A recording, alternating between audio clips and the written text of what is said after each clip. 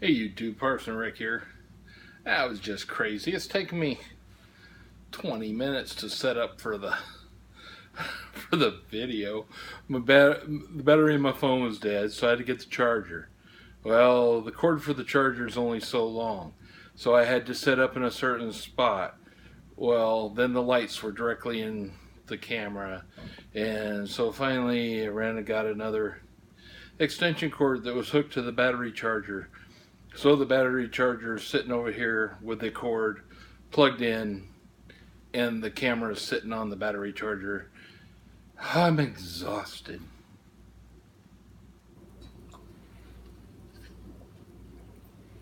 And I know in 5 minutes you're going to think, well, that wasn't worth it, was it?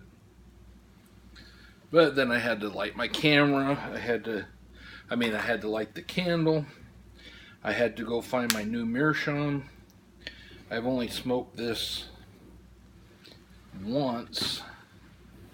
It's a nice, just the basket weave type my son got for me. And I've only smoked it once before, I believe.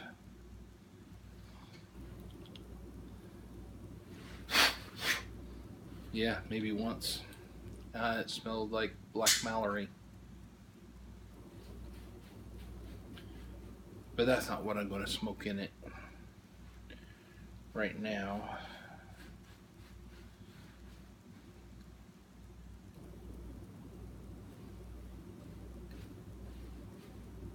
I've got some Country Squire Old Toby. I was going to smoke my my church warden meerschaum, and what's appropriate at a church warden meerschaum is, one of the Middle Earth tobaccos. But Old Toby isn't quite as sweet as some of the others. And as you may or may not know, I'm kind of partial to their Parsons blend, but kind of holding on to that. Old Toby was a favorite of my son when he was smoking more pipes, so I bought like a pound of it. And this is from June. I jarred this up in June of 2016, so 2.5 years ago. And it's very moist. I'll probably have a hard time negotiating it, but there we are. haven't really had a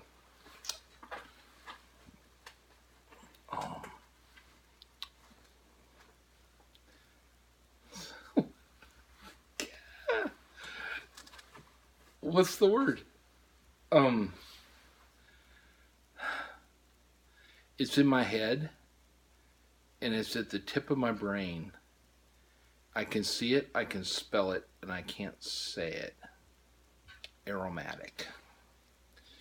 Let me tell you, if anybody ever offers you a head injury, tell them thanks, but no.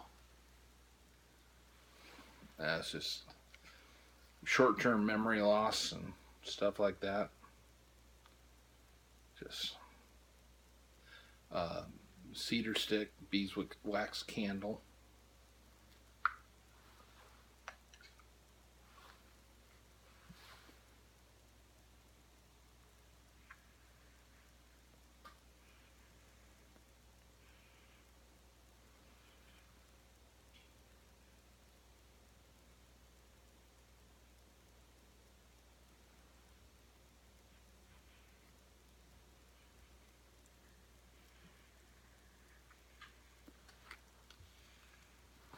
Not really set up right here to to smoke efficiently, and balancing things on, like I said, the battery charger and a couple of lawn chairs. So, an Aristocob tamper. Yeah, the tobacco is very, very moist, verging on wet, so I'm going to be struggling with it, I'm sure. So, if you may or may not have noticed, I haven't been around for a couple weeks. Basically, Miss Chris and I were sick over the holidays, and she still is a little bit.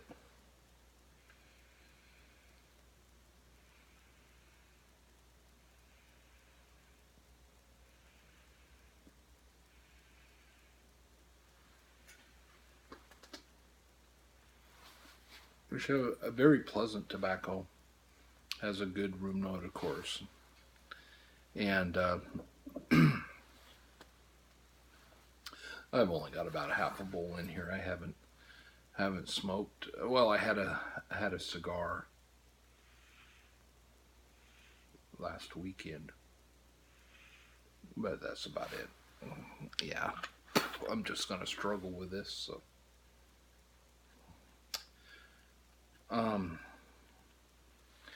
yeah, and for those of you who have tuned in over the ages, you know that I had a triple bypass surgery, and the main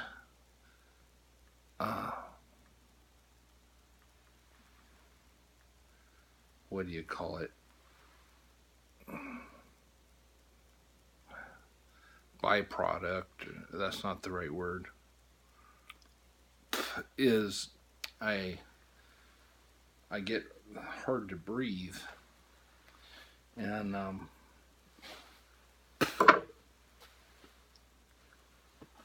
was really struggling to figure out what was going on, and a lot of guys have helped me with suggestions and stuff like that. But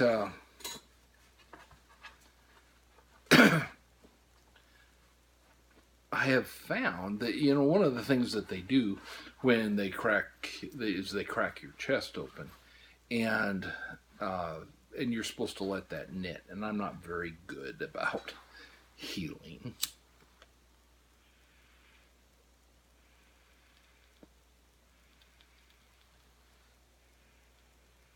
You can hear the tobacco popping and cracking because it's so wet.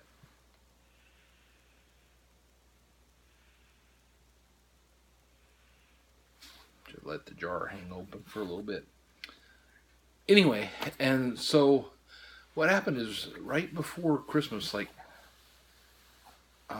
Christmas Eve day or something like that, I was at work and somebody came in and they needed a chain cut, you know, hurry type of thing. And I was there, so I grabbed the bolt cutters and I did this, and as soon as I got to right about here, I said, this is a mistake. And my chest went pop. And it was okay for a little bit. About 15 minutes later, I'd gone down to the local hardware store to buy some last minute Christmas gifts, and I thought I was going to die. I had to sit down. I was sweating bullets and pale, and I couldn't breathe.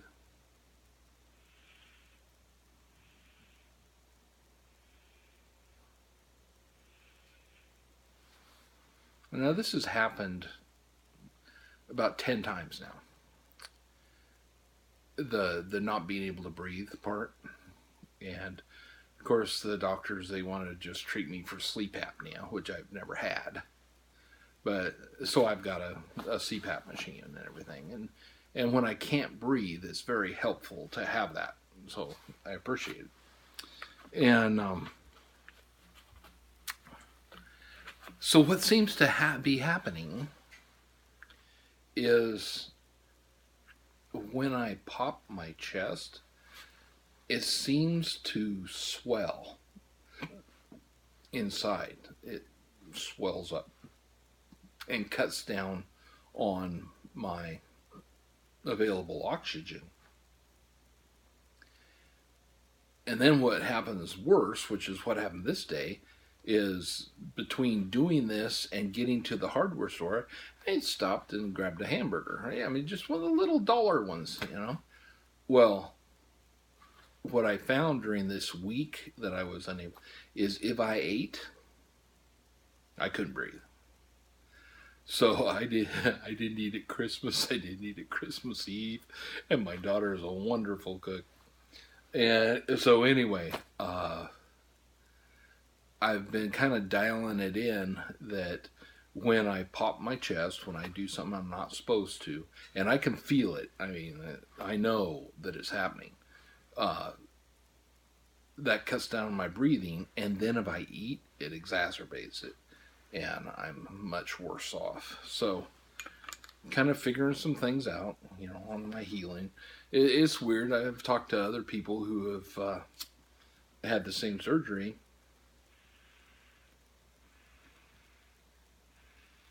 and the side effects are different for everybody.